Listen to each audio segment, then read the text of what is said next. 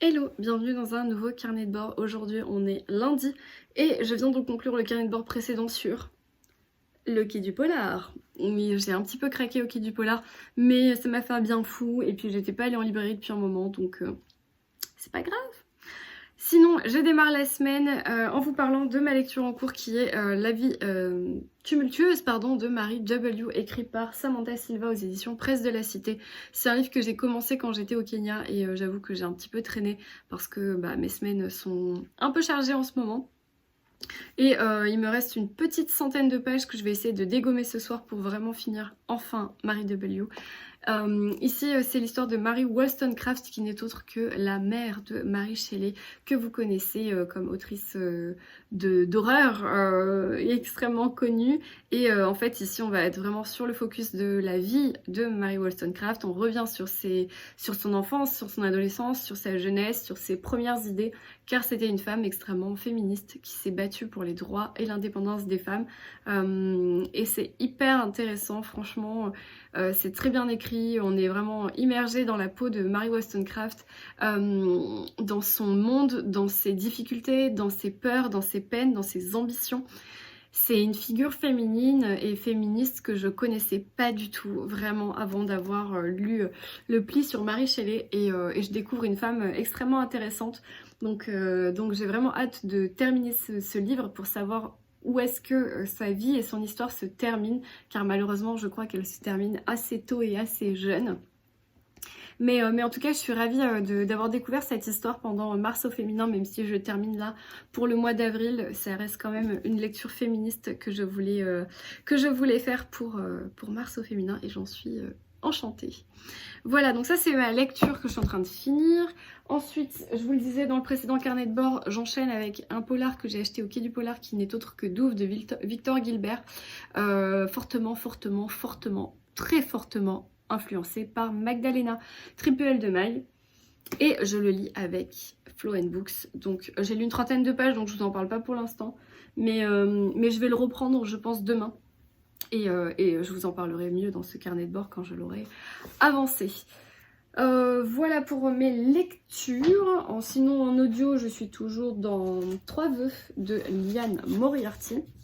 Donc voilà, je ne vais pas vous en parler encore une fois parce que vous savez que les livres audio, moi je les fais un peu durer. Je suis pas très rapide.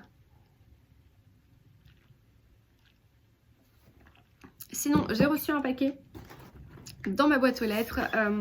Il s'agit d'un paquet qui me vient de chez Manucuriste. Alors je sais que c'est pas trop littéraire, mais vous êtes nombreuses à avoir acheté Manucuriste suite à mes conseils. Et du coup, je suis trop contente parce que là, j'ai reçu la nouvelle collection. Oh, j'ai tout arraché. La nouvelle collection, voilà. Qui s'appelle, je crois, Yucatan. Alors, par contre, ce qui est extrêmement cool, c'est qu'il y a une pochette. Et tu peux mettre la machine dedans. Trop bien. Alors ça c'est extrêmement cool. Ou autre chose, hein, tu peux mettre autre chose, tu vois, pour l'été, tu peux mettre ton maillot, tu peux mettre... Mais si en vrai, si tu prends ça, c'est peut-être mieux que de garder dans le carton. C'est peut-être plus classe, quoi. La machine et tout. Bref, donc ça c'est trop cool. Ensuite, il y a quoi? Better with glitters. C'est mieux avec des paillettes. Ça doit être des paillettes. Ah ouais, c'est vraiment des paillettes. Trop bien. Alors là, trop bien. Petite paillette rose. Alors là, pour le coup, ce que j'ai sur les ongles, c'est du shellac. C'est du semi-permanent shellac. J'ai été le faire chez ma copine parce que j'ai vraiment ni eu le temps, ni la foi, ni l'énergie. Et puis l'état de mes ongles après le Kenya, c'était un tel enfer qu'il fallait vraiment remettre les bases propres. Mais par contre, il faut absolument que je fasse mes pieds parce que là, comme vous le voyez sûrement, il fait de plus en plus beau dans le sud. Les beaux jours arrivent, donc moi je suis beaucoup plus dehors et beaucoup plus en claquettes. Donc du coup, là, il faut vraiment que je fasse mes ongles des pieds, donc ça tombe parfaitement bien. Alors, au niveau des couleurs de cette collection Yucatan, on va avoir une couleur Mimosa. Un petit peu jaune comme ça. Très bien. Je sais pas combien il y en a. Ah, ça c'est trop classe. Orange Sunset. J'adore le orange un peu corail et tout.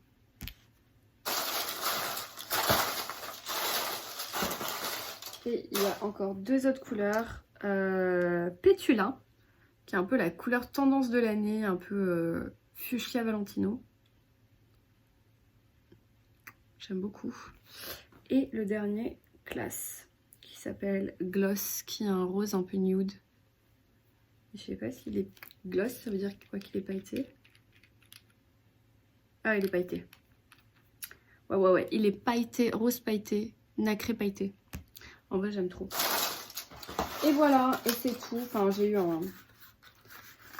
un dissolvant en plus. Voilà, donc rien de bien folichon.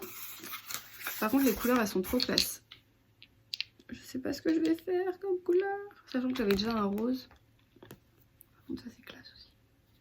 Je peux mixer rose glitter avec des paillettes. Mais ça risque de faire beaucoup de paillettes. Voilà, bon bah c'est tout ce que je voulais vous montrer. Je vais peut-être faire ça ce soir en regardant un film avec mon chéri. Et puis trop bien la pochette. Je vais pouvoir tout mettre dedans. Ça c'est hyper cool. Et jeter le carton parce que j'avais gardé le carton avec les trucs de droit à la base. Voilà, moi une bonne soirée girly en perspective pour moi. Lecture, tisane, manicure. Ça peut être pas mal. Bref, je vous laisse. Je vous dis à plus. Hello, aujourd'hui on est mercredi et je suis dehors. Petit regain de froid dans le sud de la France, malgré le soleil, les températures ont un peu baissé. Donc voilà, c'est un peu, j'ai remis mon sweat, petite lectrice, j'en profite un peu en cette fin d'hiver avec un café Makes Everyday Happy. Voilà, j'espère que vous allez bien. Je me suis mise dehors parce que j'avais beaucoup de coups de fil à passer. Parce que je suis en train d'organiser le prochain voyage professionnel à Naples qui a lieu dans 10 jours 15 jours, ouais dans 15 jours.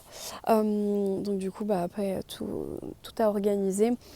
Comme j'en parlais dans mon avant-dernier carnet de bord. Mon avant-dernier carnet de bord, vous avez été nombreuses, malheureusement que des filles, vous avez été nombreuses à me répondre par commentaire en me disant que finalement toute la partie lifestyle, organisation, gestion, management, marketing et autres de mon quotidien pouvait vous intéresser. En tout cas, vous êtes curieuse.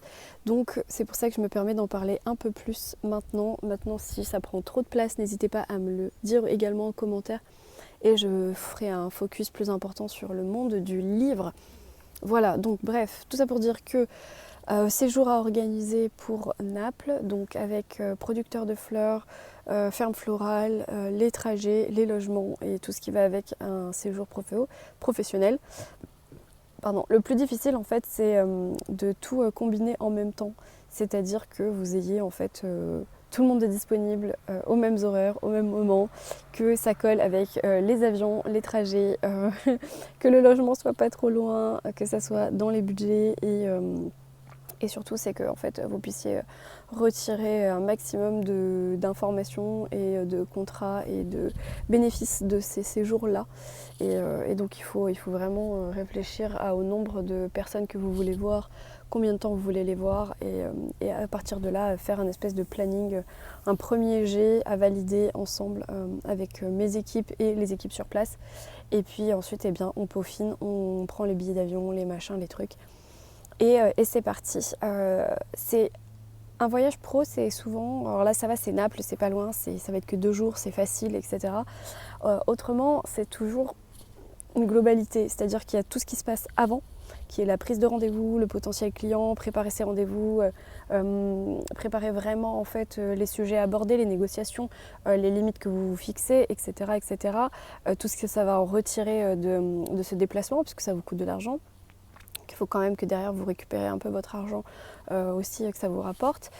Il y a l'avant il y a le pendant qui est hyper important, où il faut être tout le temps, profiter en fait au maximum de ce moment-là, l'utiliser à bon escient et ne perdre aucune minute, parce que vous n'allez pas revenir toutes les 5 minutes pour ah j'avais oublié de vous poser une question, et on aurait pu aller voir ça. Enfin, il ne faut pas hésiter par exemple à demander un maximum de choses et tout, c'est pour ça que ça se prépare.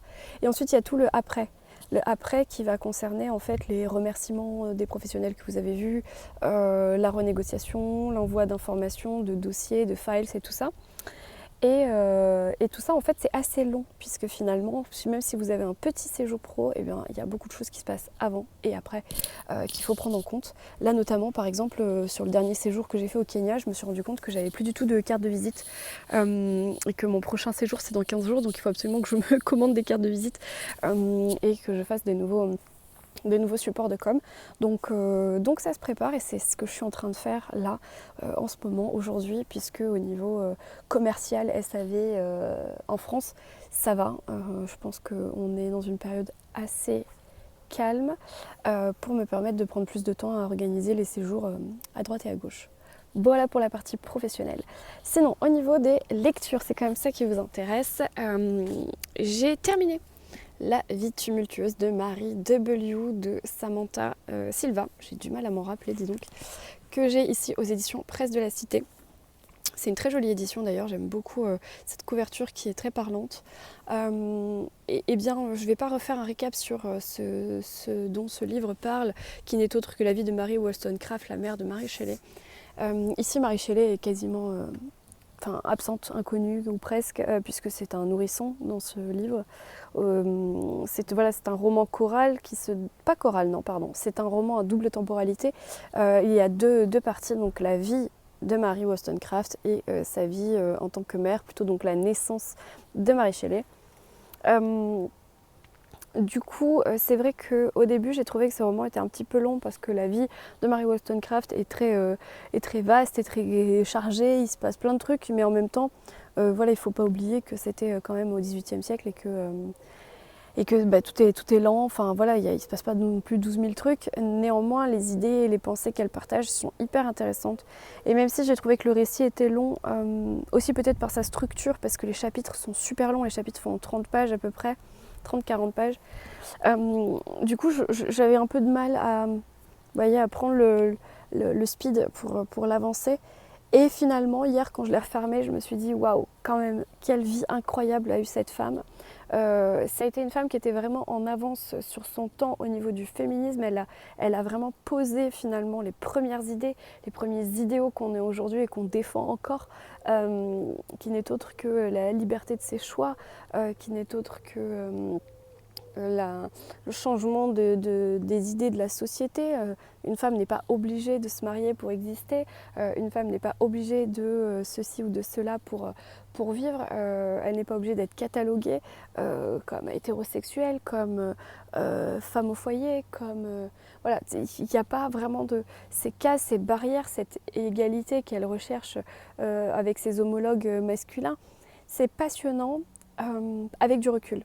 Sur le moment, je trouvais que ma lecture, elle était agréable, mais ça m'a pas passionnée, je n'ai pas vibré à travers les pages.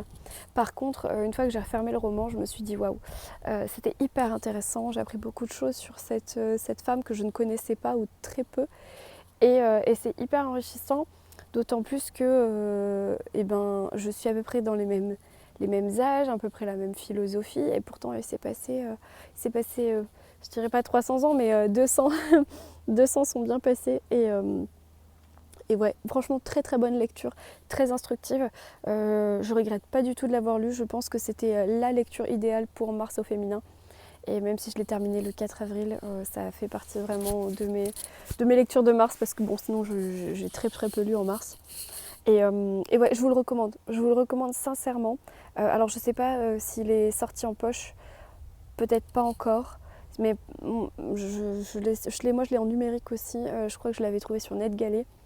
Mais vraiment c'est un livre à lire si vous aimez à la fois les figures féminines et féministes de l'histoire avec un grand H, et à la fois une histoire d'une femme très, très touchante qui est sincèrement attachante, même si elle est rebelle, elle est très attachante et j'ai beaucoup aimé ce personnage. Je trouve que Samantha Silva, elle a exploré vraiment un personnage très intense, très intéressant et elle l'a très bien retranscrit dans ce récit avec des dialogues qui sonnent juste, une traduction qui est assez propre aussi. Donc bonne lecture pour moi avec ce Marie W. J'espère que je vous aurai donné envie. Et puis derrière, je passe sur complètement autre chose puisque après un quai du polar fort passionnant, j'avais très envie de lire des polars. Donc avec Florence, on s'est programmé pas mal de lectures polars. Donc du coup pour faire tout de suite baisser la palle spéciale salon et du coup on commence par Douve de Victor Gilbert aux éditions J'ai lu. Douve, c'est le livre que Magdalena, Triple L de Mag, nous a obligés à acheter. Donc voilà, non sincèrement c'était pour elle un coup de cœur et du coup ça nous a donné très envie, moi ça m'a donné très envie et du coup voilà, j'ai lu à peu près 60 pages. Bon, je sais pas où j'en suis, 60 pages, tac. Donc c'est vraiment le tout début. Je vous en parlerai plus tard au niveau du résumé parce que là franchement c'est très introductif. Et dessus il y a écrit un Twin Peaks à la française, rare et troublant, Olivier Norek. Donc ouais, très marketing, très vendeur, mais ça marche. L'auteur hyper sympa, hyper chouette, hyper sympa, abordable, jeune, dynamique, enfin très très sympa, voilà, très très chouette. Bon, les auteurs de polar en général sont plutôt chouettes et plutôt sympas, plutôt faciles à aborder. Mais bonne découverte pour moi, c'est donc un nouvel auteur que je découvre. Voilà, je fais confiance à Magdalena et je le lis avec Florence. Aujourd'hui on est mercredi, donc c'est ma lecture qui va me durer à peu près jusqu'au week-end je pense. Vendredi je suis toute seule le soir, donc je vais pouvoir me faire une soirée lecture vraiment très tranquille et avancée. Donc voilà, si jamais je ne l'ai pas fini d'ici vendredi, ce sera ma lecture. Voilà, moi je crois que j'ai assez blablaté pour ce mercredi. Je vous laisse ici et puis moi je vous retrouverai plus tard dans ce carnet de bord.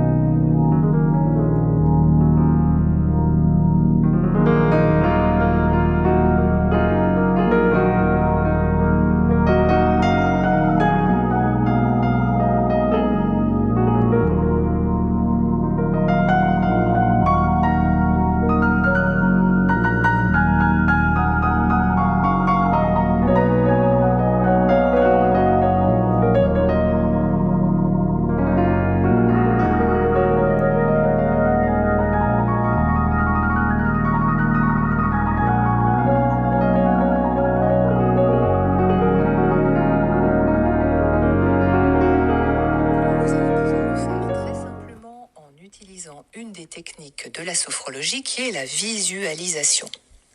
On y va. Que vous soyez assise ou allongée, vous allez fermer les yeux, juste pour quelques instants. Et je vous propose de visualiser, de vous représenter un écran au niveau de votre front. Si vous le souhaitez, vous pouvez imaginer que c'est l'écran de votre smartphone qui se trouve au niveau du front. Un écran mental. Et bien que vous ayez les yeux fermés. Et voilà, fin de journée. Petit recentrage sur moi-même avec un peu de respiration, un peu de méditation. C'est pas vraiment de la méditation, mais un peu de guidage. Parce que le mariage approche, que j'ai besoin de me recentrer sur l'essentiel, que j'ai besoin de me remotiver aussi à certaines choses, notamment le sport. Et c'est vrai qu'avec mon rythme de vie, les salons, la lecture et tout le reste, je ne savais plus trop où j'en étais. Et du coup, la dernière fois, j'ai vu ces petits podcasts mini, hein, ça fait 3 minutes, hein, c'est vraiment hyper rapide. Enfin, c'est vraiment voilà, top. Enfin, ça fait pas vraiment 3 minutes, ça fait un peu plus, mais ça fait vraiment du bien pour se focus un petit peu sur autre chose. Et donc du coup, voilà, vous les retrouvez comme je vous l'ai montré sur Nextory. C'est les L Zen, ça fait plusieurs que j'écoute et j'aime bien, c'est assez diversifié. Il va y avoir des choses pour le sommeil, pour le sport, pour l'alimentation, le stress. Enfin voilà, à chaque fois c'est des petits guides pour vous proposer des séances qui durent pas longtemps. Voilà, là c'est la fin de journée, il est 18h passé, j'attends mon chéri. Et j'ai pas assez le temps pour me mettre dans ma lecture. J'ai la flemme de faire autre chose, donc c'est-à-dire de faire une vraie séance de sport ou un vrai truc où je suis pas ultra motivée. Et du coup, là ça fait du bien.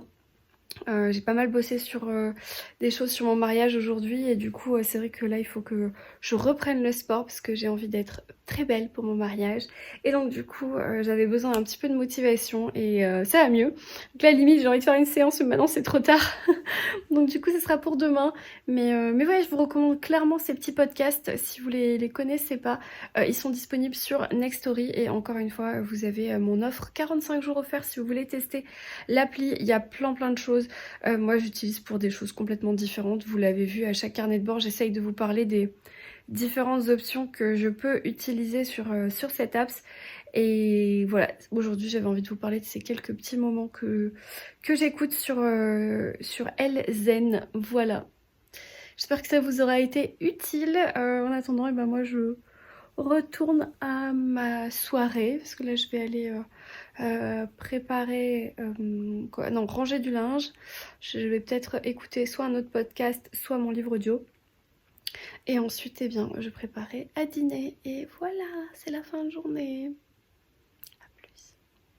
Hello, aujourd'hui on est vendredi et comme vous le voyez, je suis malade. Pour la 3e fois cet hiver, ça commence à être bien fatigant. C'est mon conjoint qui m'a refilé sa crève. Hier j'étais vraiment au bout du rouleau, je suis allée me coucher à 16h. J'en pouvais plus. Aujourd'hui ça va un peu mieux mais bon c'est pas facile. Je suis sur la production du Calyptus toute la journée, je suis toute seule à gérer aujourd'hui. J'ai la moitié de mon équipe qui est là. Donc du coup obligée d'être ici. Mais bref. La journée va être longue. Sinon hier j'ai avancé Douve quand même un petit peu. J'ai réussi à lire une bonne heure entre deux. Je suis désolée, j'ai du mal à parler donc je vais bientôt m'arrêter. Juste pour vous dire que j'ai avancé Douve, que je suis page 220 sur 340, donc vraiment j'approche de la fin et c'est hyper tendu. J'ai vraiment hâte d'avancer cette histoire et d'en savoir plus. Et je vous ferai un récap à un autre moment quand j'aurai plus de voix. Mais c'est vraiment bien. Et même en étant malade au fond du gouffre et tout, j'avais pas envie de le quitter ce livre. Donc vraiment, pour l'instant, je suis d'accord avec Magda. Voilà, c'est juste pour vous donner des petites news. Mais je vais arrêter de parler parce que j'ai très mal à la gorge. A plus.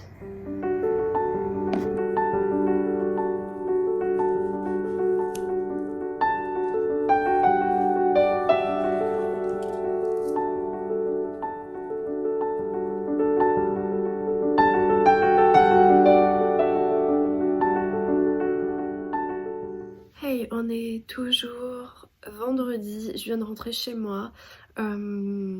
J'ai fait un tour à la pharmacie en rentrant parce que vraiment là il faut pas que je passe tout le week-end comme ça. Donc bref, j'ai acheté plein de trucs. On va voir ce qui fonctionne ou pas. Mais ce qui est très drôle c'est que en fait chaque fois que quelqu'un me propose quelque chose de type huile essentielle etc, on me dit mais vous savez il y a de l'eucalyptus dedans, c'est très bon pour la santé. Ouais je sais, je suis au courant.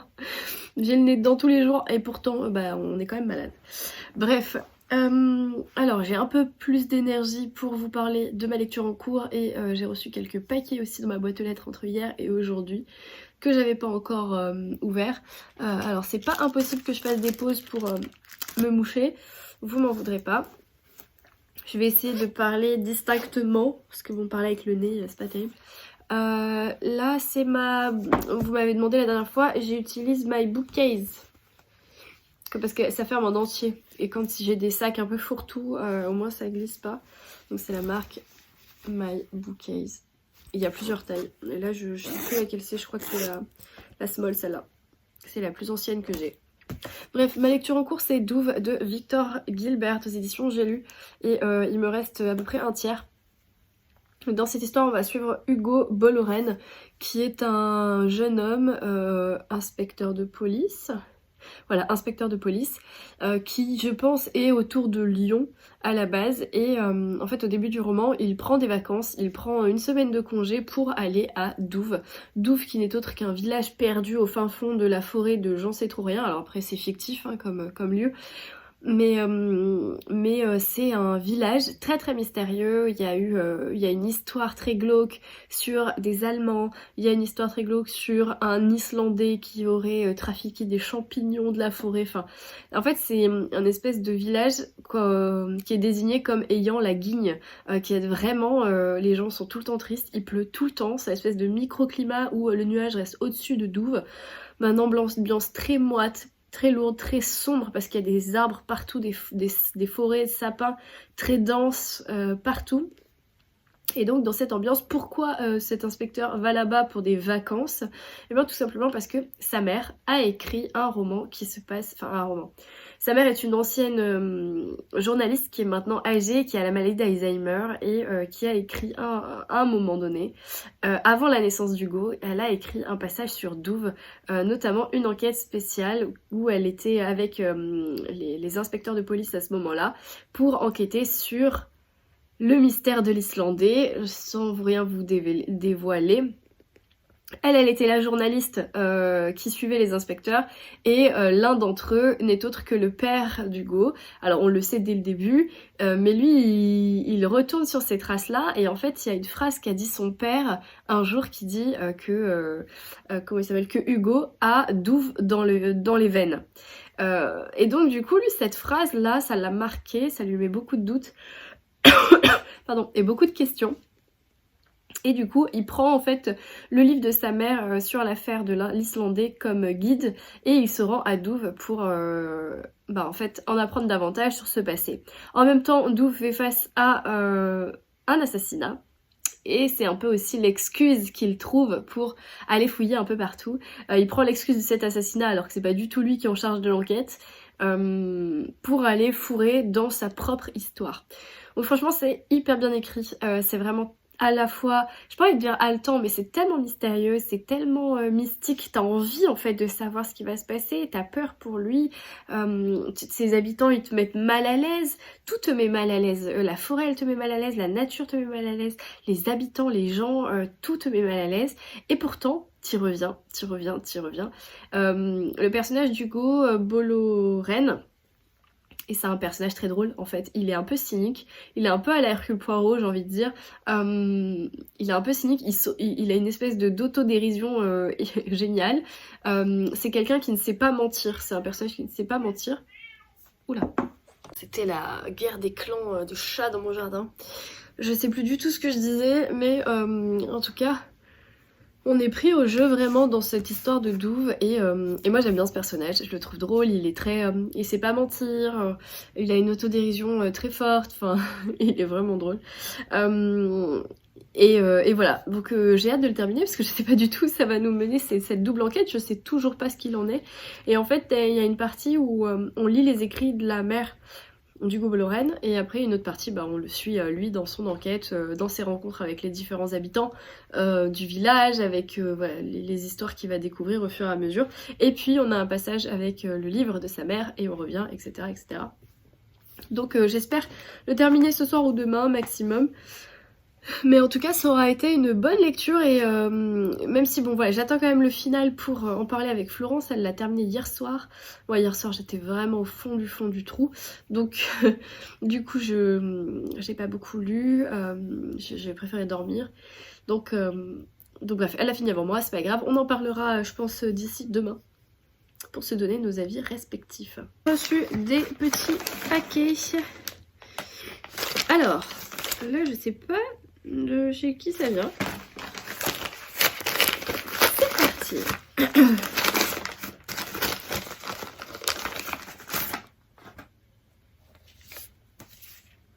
Oh, mais c'est le livre de François.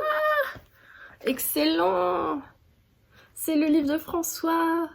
François Kuhn, du coup livraison de mots, je sais pas si vous connaissez sur Instagram mais sûrement François qui est un influenceur littéraire belge que j'aime beaucoup, que j'ai rencontré l'été dernier en vrai à Nice et il a écrit un livre, trop bien, je crois que c'est sur ses rencontres, sur sa vie en fait. Alors, et si on se livrait des mots? Que tu aimes les livres ou pas, ce livre est pour toi. Que ta playlist figure dans la chanson française ou pas, ce livre est pour toi. Que tu ne jures que par la liseuse ou pas, ce livre est pour toi. Que tu cherches des conseils pour toujours être au top ou pas, ce livre est pour toi. Si tu as envie de passer un moment amusant ensemble, c'est une promesse que je te fais, ce livre est pour toi. À travers ce livre, je veux que l'on se confie, que l'on se raconte tout un tas de choses, que l'on se livre. T'es prête à entrer dans la confidence? Ah, c'est génial! C'est excellent. C'est une espèce de guide en fait. C'est génial. Avec des conseils, avec des astuces, je sais pas, des trucs trop bien, des exercices. Il est tellement sérieux là. Ah, c'est génial. En fait, tu rentres à un cahier d'exercice quoi. Quelle est la meilleure excuse pour continuer de lire un livre génial plutôt que d'aller à une soirée entre potes? J'avoue que j'utilise souvent l'excuse féminine numéro 1. Désolée, j'ai mes règles, je suis vraiment fatiguée. En fait, non, c'est juste pour finir ton livre. J'avoue que c'est ma meilleure excuse. Du coup, parce que personne n'ose te contredire, tu vois. Il n'y a que toi et toi-même qui peut savoir à quel degré tu peux annuler ou pas une soirée. À tous ceux qui me regardent, je suis désolée si je vous ai déjà sorti cette excuse. C'est trop bien. Ah, je suis trop contente. C'est génial. Déjà, c'est une super expérience pour lui. Je pense que c'est une super aventure.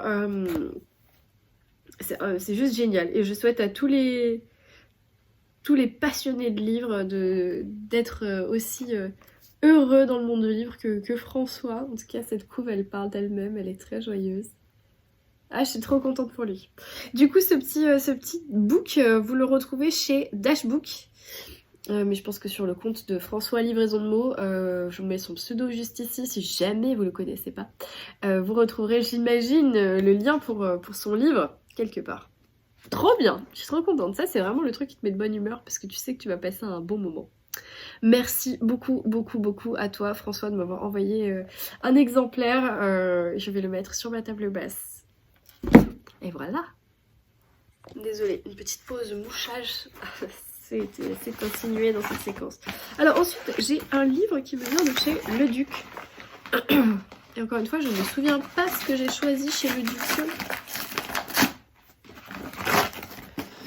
Et puis là, je vais dire, ah mais oui c'est le dernier Clarissa Barr. Oh, dédicacé. Une ode pour toi Estelle, un air d'éternité, cette ode aux racines et à la vie qui pétille, amitié. Oh, trop bien. Ah bah là on est dans une bonne vibe jaune. Trop bien. Un air d'éternité. Oh là là, petite Clarisse. Alors, je sais pas si je voulais le résumer. Châtillon-sur-Indre, l'été 2018 s'annonce mouvementé pour Lisa. Tandis qu'elle s'apprête à recueillir sa mère fragilisée par la violence de son ex-compagnon, elle doit également héberger son grand-père, Loulou, dont la maison est en travaux. Or, cela fait 8 ans que tous deux ne se parlent plus.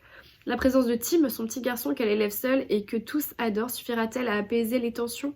Lisa a à peine le temps de se poser la question qu'elle est confrontée à un autre problème. La rénovation de la maison de Loulou met au jour une pièce condamnée contenant un mystérieux coffret. Comment Lisa aurait-elle pu imaginer que celui-ci referme un terrible secret qui tourmente son grand-père depuis son enfance?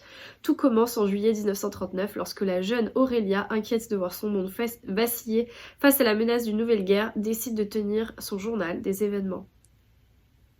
Attends, ça me fait grave penser aux lettres de Rose. J'adore. C'est quand même mon préf, hein, les lettres de Rose. Ah, ça fait vraiment penser aux Lettres de Rose. C'est son premier roman, c'est comme ça que je l'ai connu en 2018. Et ça me fait vachement penser à ça. C'est, tu vois, une double temporalité, mais avec cette histoire de maison, de découverte. Dans les Lettres de Rose, bon, évidemment, c'est des lettres, là, c'est un journal, mais... Ah, j'adore ce schéma. Trop bien. Oh là là, j'ai trop hâte. Merci beaucoup, Clarisse. Merci beaucoup, Charleston. C'est trop beau. Ah, il est parfait pour le printemps. Alors avec, j'ai des petits marque-pages. Commence à avoir une sacrée bibliographie, Clarisse, là. Je suis un peu à la bourre, d'ailleurs. Il y a des rééditions trop belles. La plage de la mariée et le jardin de l'oubli. Les rééditions sont trop belles. Moi, j'ai les initiales. D'ailleurs, les Lettres de Rose, c'est le seul que j'ai en format poche de Clarisse. Tous les autres, je les ai en grand. Parce que je les ai suivis à sa sortie. Oh, merci beaucoup, je suis trop contente. Je sais pas quand je vais caser ça, mais en mai peut-être. Non mais non, c'est le mois de la saga. Ensuite, après c'est promis, je m'arrête parce que je commence à fatiguer. Il m'en reste 2. Ah, j'ai un courrier. Il m'en reste 2. Un qui me vient de chez Fleuve.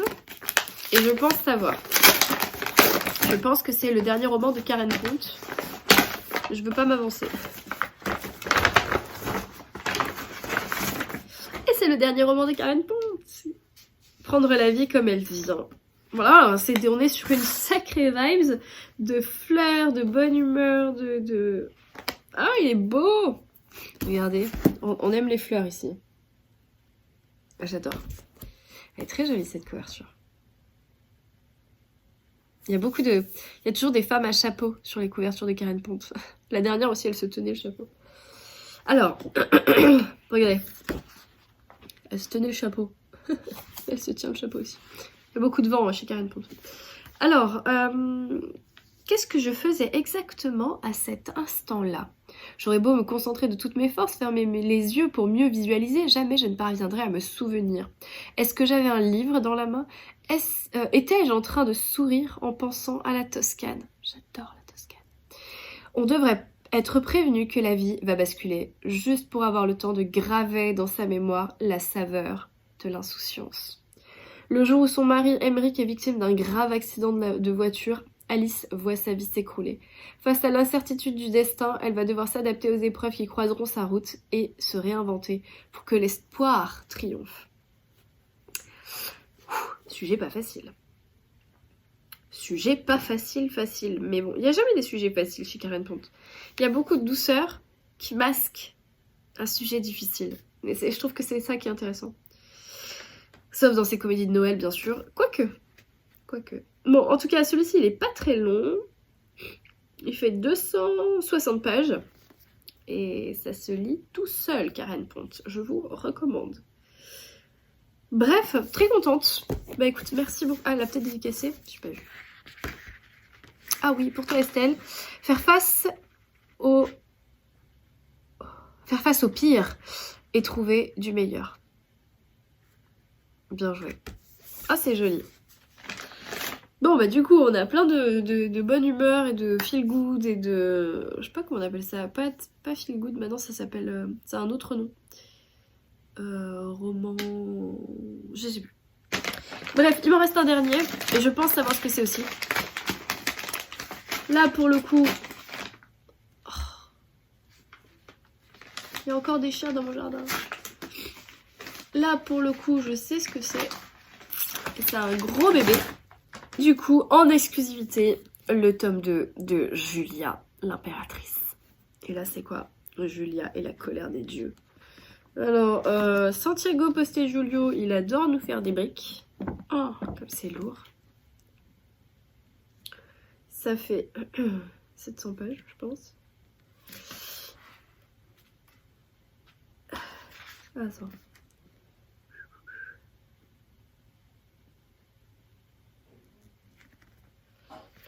Ça fait 887 pages. Et ça pèse à peu près 6 kilos. Je pense qu'on peut faire des... Non mais génial. C'est la suite donc de Moi Julia que j'avais adoré, Julia Domna. Le tome 1, Julia Domna, Julia l'impératrice, j'avais adoré. Je l'avais écouté en audio parce que c'était un peu trop lourd. où je l'avais lu en liseuse. Non, je l'avais écouté en audio. Et j'ai adoré cette histoire. Alors certes c'était un pavé, certes c'était long, certes c'était dense. C'est une grosse figure historique. Du coup c'est la femme de l'empereur Septime Sévère qui va régner en 196 après Jésus-Christ. Donc c'est une grosse partie de l'histoire que je ne connais pas, une histoire de Rome qui est passionnante. Si vous aimez les gladiateurs, si vous aimez l'histoire de... Enfin... j'ai envie de dire pas de Cléopâtre et César, mais un peu dans cet état d'esprit-là. Marc-Antoine, tout ça, si c'est une période qui vous attire, franchement foncez. En plus, le personnage de Julia, c'est une figure féministe et féminine hyper intéressante, avec un caractère de dingue, une poigne d'enfer. C'est un exemple politique pour moi, c'est un exemple... en tant que femme, en tant qu'épouse, en tant que mère, elle est assez impressionnante. Et du coup, j'avais adoré ce premier tome. Et du coup là, grâce à son intelligence et sa clairvoyance, Julia Domna a réussi à mettre son plan à exécution. Et je vais m'arrêter là, sinon ça va vous spoiler le tome 1. Bref, encore des intrigues, des mensonges, des passions amoureuses, des trahisons. On retrouve tous les ingrédients qui ont conquis des millions de lecteurs avec moi, Julia. Le roman historique à son apogée, exactement. Franchement, par contre, si vous n'êtes pas au fait des romans historiques, si c'est un genre littéraire que vous découvrez, je vous le recommande pas vraiment parce que c'est quand même très très dense. Il y a énormément de références historiques, énormément de passages latins, énormément de références bibliques et ce genre de choses. Donc franchement, si vous débutez dans le roman historique, je vous déconseille de commencer par un pavé de 800 pages ultra historique. Mais après, si c'est vraiment une période qui vous attire, si vous aimez vraiment... Là, on n'est pas sur la Grèce antique, mais on est vraiment sur l'Empire romain avec un grand R, comme si, je sais pas si on peut dire ça, mais c'est clairement ça. Et j'adore. J'adore. Merci beaucoup Benoît pour cet envoi. Je vous ai même pas dit l'auteur, c'est Santiago Posteguillo et c'est un auteur espagnol. Voilà, bon, pour le coup, j'ai 4 gros et petits bébés qui rentrent dans ma pile à lire. Des choses complètement différentes et surtout très différentes de ce que j'ai acquis au Quai du Polar. Donc ça, c'est chouette parce que du coup, bah moi, c'est autre chose, quoi. Alors, au niveau des sorties, je fais même pas mon job comme il faut. Alors, le livre de Julia, j'ai pas encore la date de sortie. Il sort le 25 mai, donc c'est pas tout de suite. Le livre de Karen sort le 6 avril. Ah bah c'est aujourd'hui. Il sort aujourd'hui. Le roman de Clarisse sort mercredi prochain, c'est le 12 avril. Et le livre de François est disponible d'ores et déjà dans les meilleures librairies. Voilà, alors attention, les librairies de France ne l'ont peut-être pas, le livre de François, parce que comme il est belge, je sais pas si c'est vraiment dans toutes les librairies françaises. Mais en tout cas, voilà, si vous trouvez sur internet facilement, vous pouvez demander à votre libraire qui vous le commande aussi. Je pense que ça, c'est des choses qui se font assez facilement. Voilà, je vais ranger mon bazar. Je vais aller me faire un petit apéritif. Ça va être sympa. Voilà. En plus, ce soir, je suis toute seule avec mes chats. Donc c'est pas grave, ça tombe bien parce qu'au moins, je vais pouvoir comater, je vais pouvoir me prendre un bain, me poser avec mon livre, voilà, limite me commander des sushis ou j'en sais rien, mais vraiment tranquille, toute seule à la maison, avec mes mouchoirs et mes trucs, ça va être très bien. On est au comble du sexy, donc c'est top, donc voilà. Je vous laisse, je vous retrouve demain parce que j'ai plein de choses à vous dire demain parce que demain je petit-déj avec Karine Pitoki, donc à la librairie Un moment chez Mémé. Donc je pense que je vais soit filmer, soit vous faire un petit retour de mon brunch avec Karine parce qu'on petit-déj, donc voilà, ça va être sympa. J'espère que je serai en meilleure forme et que j'aurai bien dormi pour pouvoir passer un bon moment. Je vous laisse. Je vous dis à plus. Hello, aujourd'hui on est mardi, lendemain du lundi de Pâques et j'ai plein de choses à vous dire, enfin surtout des points lecture parce que j'ai fait aucune réception et aucun achat, mais j'ai plein de choses à vous dire. Samedi je vous ai laissé juste avant d'aller voir Karine Pitoki du coup à la librairie Un moment chez Mémé. J'ai un peu zappé de filmer, je vous avoue, on a passé un super moment, on a pris un petit déj puis un déj. on a passé au moins 3 heures à papoter et c'était vraiment chouette, vraiment agréable. Toujours des échanges constructifs et sympas avec Karine. Karine Pitoki, si vous la connaissez pas encore, c'est une autrice qui a écrit la saga chez les éditions Charleston, Les rêves de nos mères, que j'adore, et qui va sortir très prochainement un Cozy Mystery de Noël aux éditions Robert Laffont, et j'en suis extrêmement enchantée.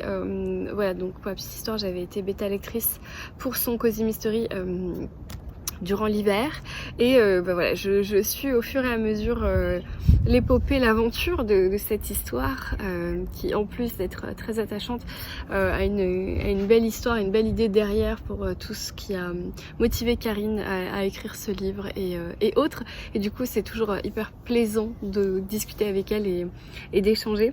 Donc du coup voilà, samedi c'était très très chouette.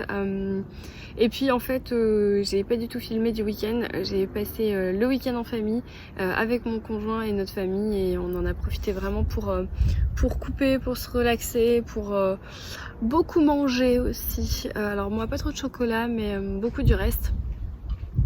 Et voilà, mais c'était vraiment très très chouette comme week-end. Et puis en plus, vous voyez, le printemps s'installe dans le sud. Alors là il y a un petit vent, donc j'ai quand même gardé un petit tricot à manches longues puisqu'il y a un peu d'air frais. On reste en avril, mais c'est quand même très agréable. Voilà. Et ben écoutez, tout de suite je vous parle de mes lectures.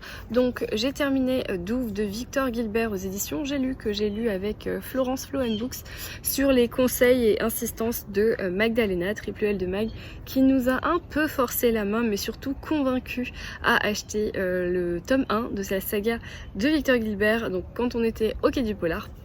Et donc dans cette histoire, je vous en ai déjà parlé, je crois que j'ai déjà fait un petit récap, mais voilà, on va suivre Hugo Boloren.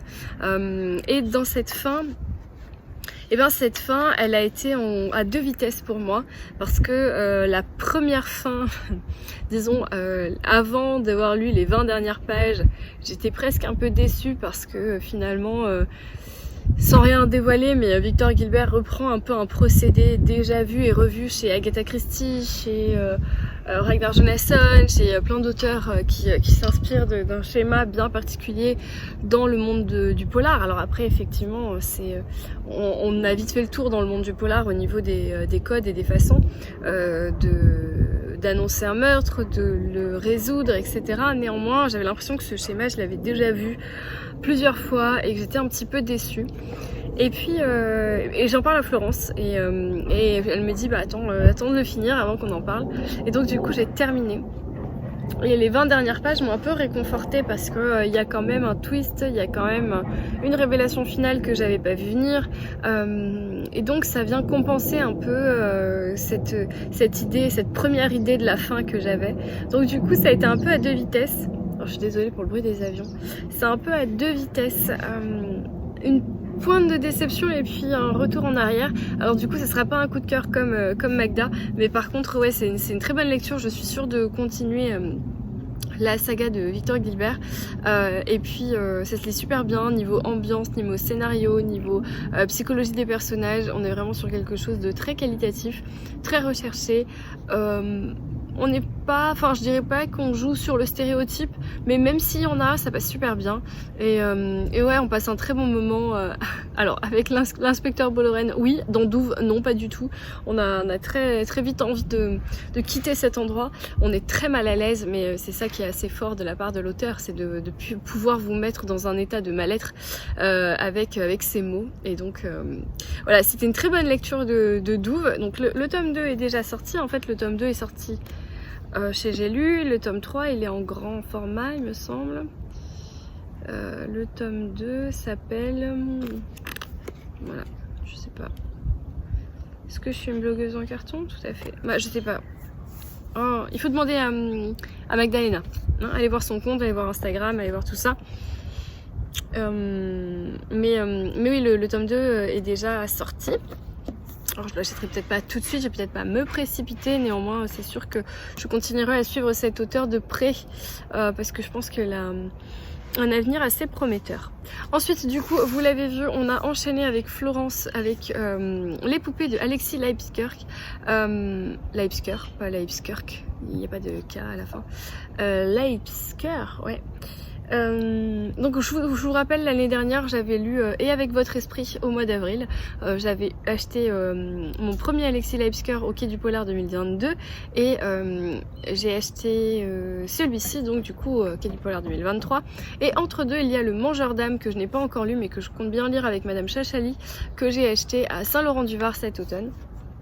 Je l'ai pas encore terminé, là il me reste à peu près 50 pages, donc je suis vraiment fébrile, j'ai vraiment trop hâte de savoir cette fin. Mais je peux déjà vous faire un récap. Donc dans cette histoire on va suivre une enquête un petit peu particulière, ça se passe en Provence. On va avoir un inspecteur dit le cow-boy qui s'appelle Venturi, Valentin ou Victor ou je ne sais pas comment.